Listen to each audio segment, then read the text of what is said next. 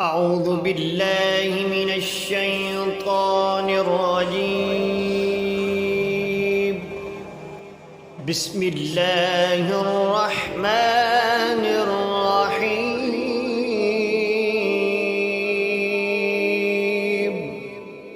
الحمد لله الذي أنزل على عبده الكتاب ولم يجعل له عوجا قيما لينذر بأسا شديدا من لدنه ويبشر المؤمنين الذين يعملون الصالحات أن لهم أجرا حسنا ماكثين فيه أبدا وينذر الذين قالوا اتخذ الله ولدا ما لهم به من علم ولا لآبائهم كبرت كلمة تخرج من أفواههم إن يقولون إلا كذبا فلعلك باخع نفسك على آثارهم إن لم يؤمنوا بهذا الحديث أسفا إنا جعلنا ما على الأرض زينة لها لنبلوهم أيهم أحسن عملا وإنا لجاعلون ما عليها سعيدا جرزا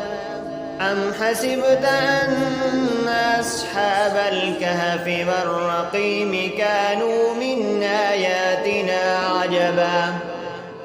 إذ أوى الفتية إلى الكهف فقالوا ربنا آتنا من لدنك رحمة وهيئ لنا من أمرنا رشدا فضربنا على آذانهم في الكهف سنين عددا ثم بعثناهم لنعلم أي الحزبين أحصى لما لبثوا أمدا نحن نقص عليك نبأهم بالحق إنهم فتية آمنوا بربهم وزدناهم هدى وربطنا على قلوبهم إذ قاموا فقالوا ربنا رب السماوات والأرض لن ندعو من دونه إلها لقد قلنا إذا شططا هؤلاء قوم اتخذوا من دونه آلهة لولا يأتون عليهم بسلطان بين فمن أظلم ممن افترى على الله كذبا وإذ اعتزلتموهم وما يعبدون إلا الله فأووا إلى الكهف ينشر لكم ربكم من رحمته ويهيئ لكم من أمركم مرفقا وترى الشمس إذا طلعت تزاور عن كهفهم ذات اليمين وإذا غربت تقرضهم ذات الشمال وهم في فجوة منه ذلك من آيات الله من يهد الله فهو المهتد ومن يضلل فلن تجد له وليا مرشدا وتحسبهم أيقاظا وهم رقود ونقلبهم ذات اليمين وذات الشمال وكلبهم باسط ذراعيه بالوصيد لو اطلعت عليهم لوليت منهم فرارا ولملئت منهم رعبا وكذلك بعثناهم ليتساءلوا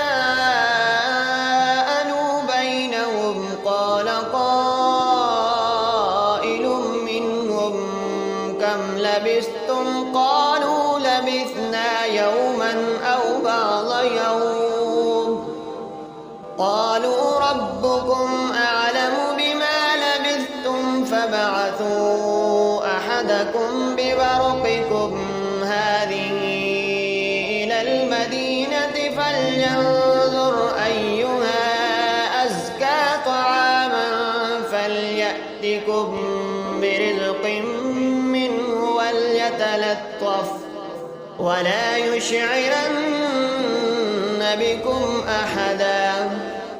إنهم إن يظهروا عليكم يرجموكم أو يعيدوكم في ملتهم ولن تفلحوا إذا أبدا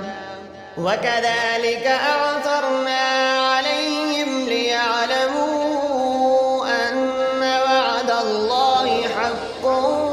وأن الساعة لا ريب فيها إذ يتنازعون بينهم أمرهم فقالوا ابنوا عليهم بنيانا ربهم أعلم بهم قال الذين غلبوا على أمرهم لنتخذن عليهم مسجدا سيقولون ثلاثة رابعهم كلبهم ويقولون خمسة سادسهم كلبهم رجما بالغيب سيقولون ثلاثة رابعهم كلبهم ويقولون خمسة سادسهم كلبهم رجما بالغيب ويقولون سبعة وثامنهم كلبهم قل ربي أعلم بعدتهم ما يعلمهم إلا قليل فلا تمار فيهم إلا مراء ظاهرا ولا تستفت فيهم منهم أحدا ولا تقولن لشيء إني فاعل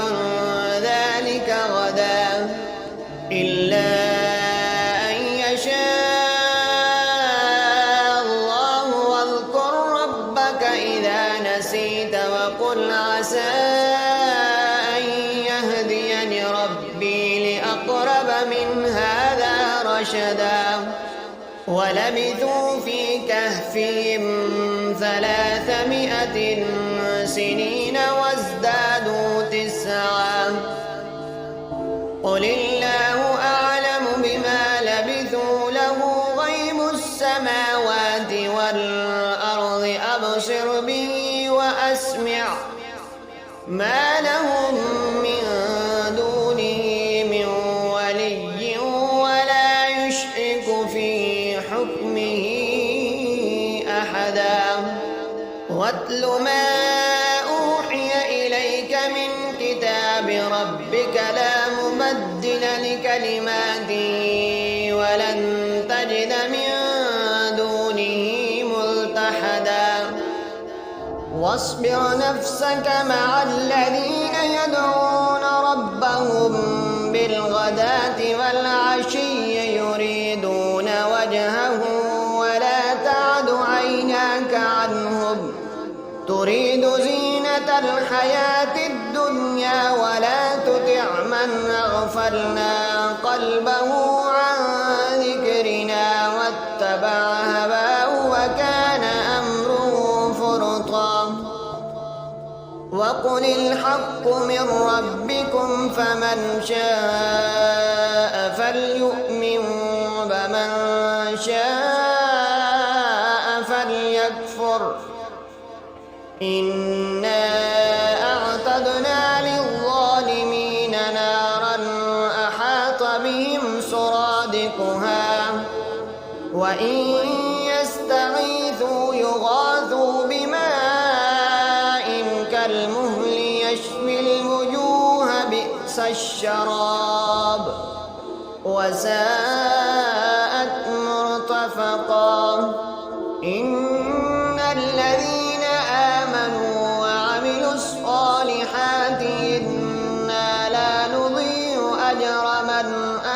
أحسن عملا أولئك لهم جنات عدن تجري من تحتهم الأنهار يحلون فيها من أساور من ذهب ويلبسون ثيابا خضرا من سندس واستبرق متكئين فيها على الأرائك نعم الثواب وحسنت مرتفقا واضرب لهم مثلا الرجلين جعلنا لأحدهما جنتين من أعناب وحففناهما بنخل وجعلنا بينهما زرعا كلتا الجنتين آتت أكلها ولم تظلم منه شيئا وفجرنا خلالهما نهرا وكان له ثمر فقال لصاحبه وهو يحاوره أنا أكثر منك مالا وأعز نفرا ودخل جنته وهو ظالم لنفسه قال ما أظن أن تبيد هذه أبدا وما أظن الساعة قائمة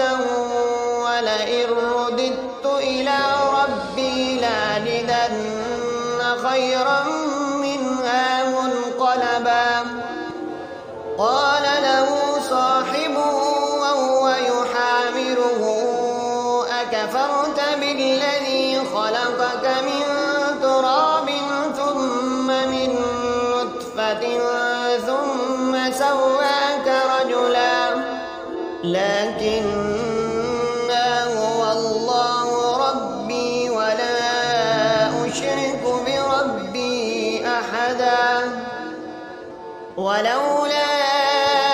إذ دخلت جنتك قلت ما شاء الله لا قوة إلا بالله إن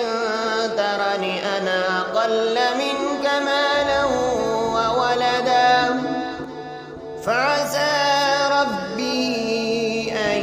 يؤتيني خيرا من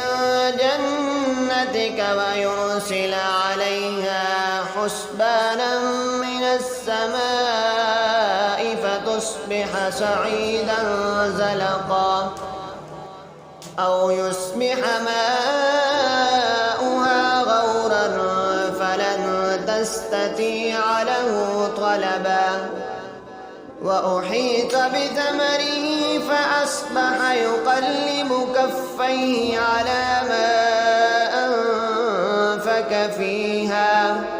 على ما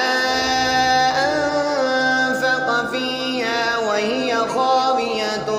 على عروشها ويقول يا ليتني لم أشرك بربي أحدا ولم تكن له فئة ينصرونه من دون الله وما كان منتصرا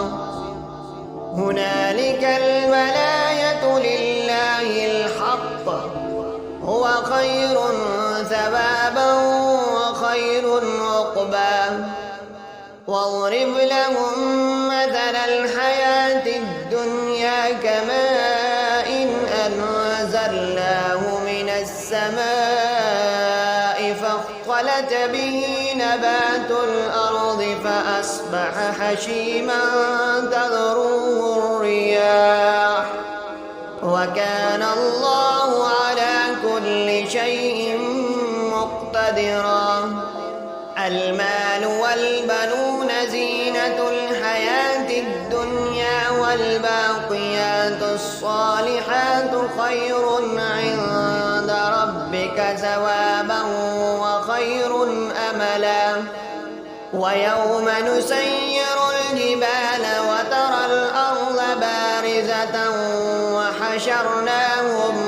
فلم نغادر منهم أحدا وعرضوا على ربك صفا لقد جئتمونا كما خلقناكم أول مرة بل زعمتم أن لن نجعل لكم موعدا ووضع الكتاب فترى المجرمين مشفقين مما فيه ويقولون يا ويلتنا ما لهذا الكتاب لا يغادر صغيرة ولا كبيرة إلا أحصاها ووجدوا ما عملوا حاضرا ولا يظلم ربك أحدا وإذ قلنا للملائكة اسجدوا لآدم فسجدوا إلا إبليس كان من الجن ففسق عن أمر ربه أفتتخذونه وذريته أولياء من دوني وهم لكم عدو بئس للظالمين بدلا ما أشهدتم خلق السماوات والأرض ولا خلق أنفسهم وما كنت متخذ المضلين عضدا ويوم يقول نادوا شركائي الذين زعمتم فدعوهم فلم يستجيبوا لهم وجعلنا بينهم موبقا ورأى المجرمون النار فظنوا أنهم واقعوها ولم يجدوا عنها مصرفا ولقد صرفنا في هذا القرآن للناس من كل مثل وكان الإنسان أكثر شيء جدلا وما منع الناس أن يؤمنوا إذ جاءهم الهدى ويستغفروا ربهم إلا أن تأتيهم سنة الأولين أو يأتيهم العذاب قبلا وما نرسل المرسلين إلا مبشرين ومنذرين ويجادل الذين كفروا بالباطل ليدخلوا به الحق واتخذوا آياتي وما أنذروا هزوا ومن أظلم ممن ذكر بآيات ربه فأعرض عنها ونسي ما قدمت يداه إنا جعلنا على قلوبهم أكنة أن يفقهوا وفي آذانهم وقرا وإن تدعهم إلى الهدى فلن يهتدوا إذا أبدا وربك الغفور ذو الرحمة لو يؤاخذهم بما كسبوا لعجل لهم العذاب بل لهم موعد لن يجدوا من دونه موئلا وتلك القرى أهلكناهم لما ظلموا وجعلنا لمهلكهم موعدا وإذ قال موسى لفتاه لا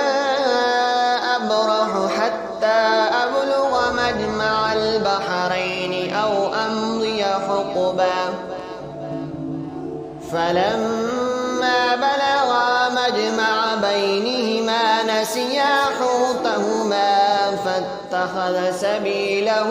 في البحر سربا فلما جاوزا جاوزا قال لفتاه آتنا غداءنا لقد لقينا من سفرنا هذا نصبا قال أرأيت إذ أبينا إلى الصخرة فإني نسيت الحوت وما أنسانيه إلا الشيطان أن أذكره واتخذ سبيله في البحر عجبا قال ذلك ما كنا نبغي فارتد على آثارهما قصصا فوجدا عبدا من عبادنا آتيناه رحمة من عندنا وعلمناه من لدنا علما قال له موسى هل أتبعك على أن تعلمني مما علمت رشدا قال إنك لن تستطيع معي صبرا وكيف تصبر على ما لم تحط به خبرا قال ستجدني إن شاء الله صابرا ولا أعصي لك أمرا قال فإن اتبعتني فلا تسألني عن شيء حتى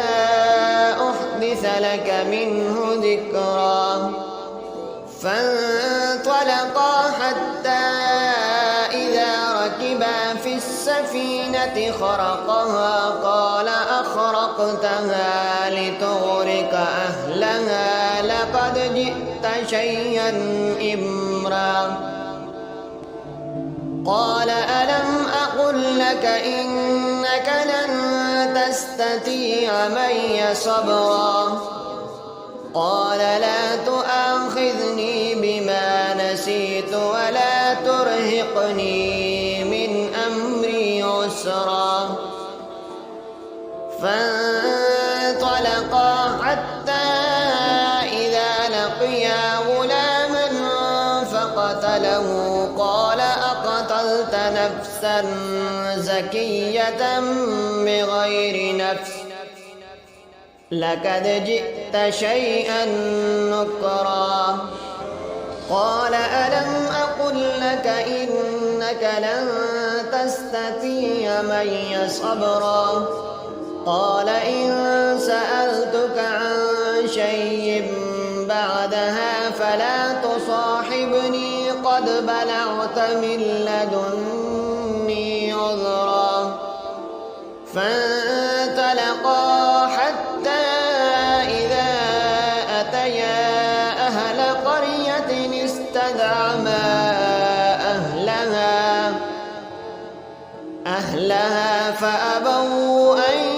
يضيفوهما فوجدا فيها جدارا يريد أن ينقض فأقامه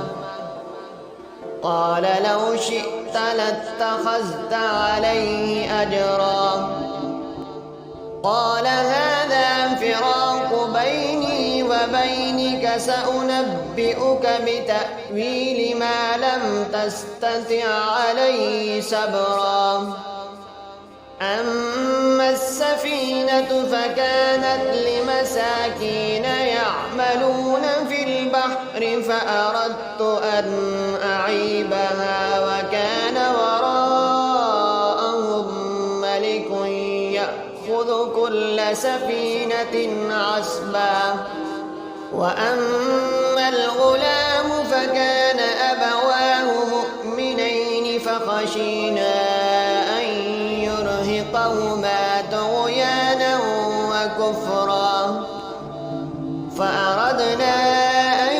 يبدلهما ربهما خيرا منه زكاة وأقرب رحما وأما الجدار فكان لغلامين يتيمين في المدينة وكان تحته كنز لهما وكان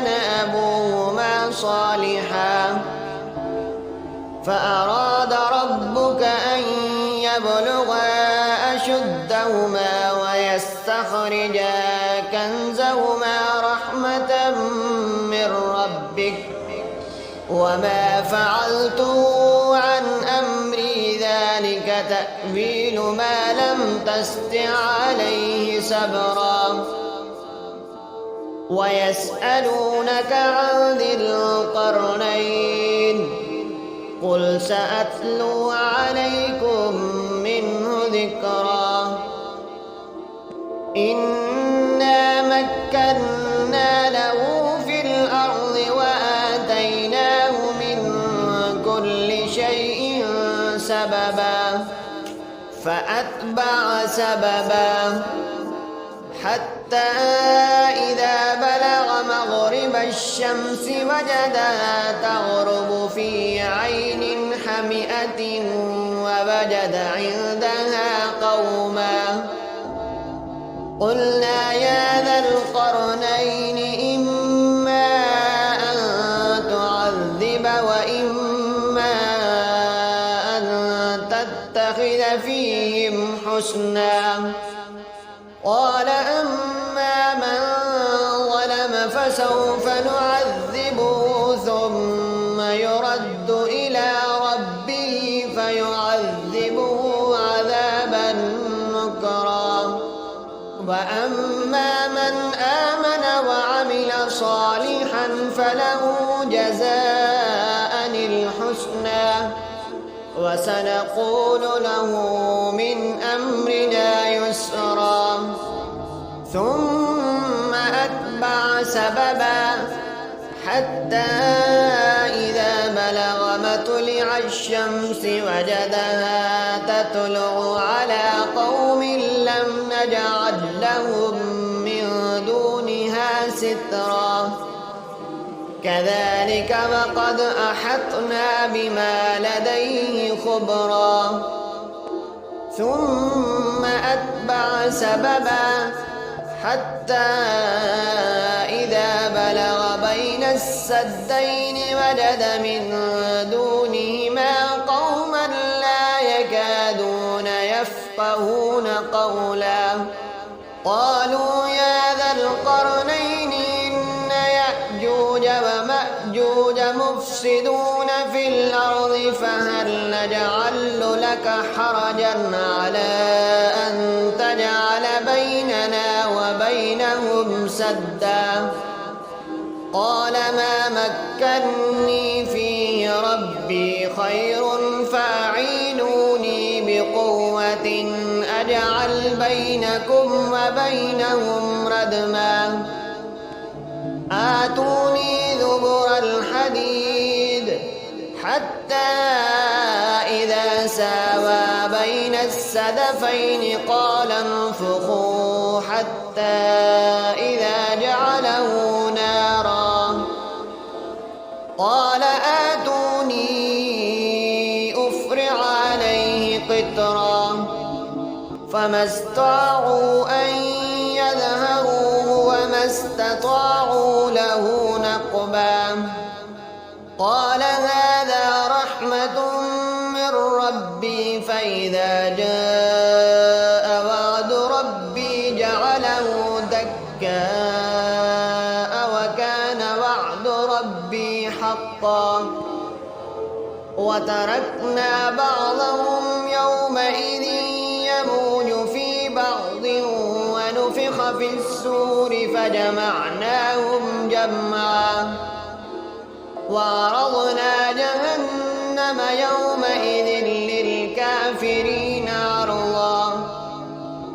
الذين كانت أعينهم في غطاء عن ذكري وكانوا لا يستطيعون سمعا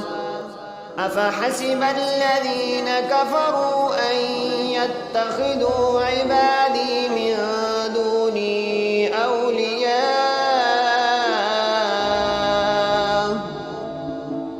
إنا أعتدنا جهنم للكافرين نزلا قل هل أنبئكم بالأخسرين أعمالا الذين ضل سعيهم في الحياة الدنيا وهم يحسبون أنهم يحسنون صنعا أولئك الذين كفروا بآيات ربهم ولقائه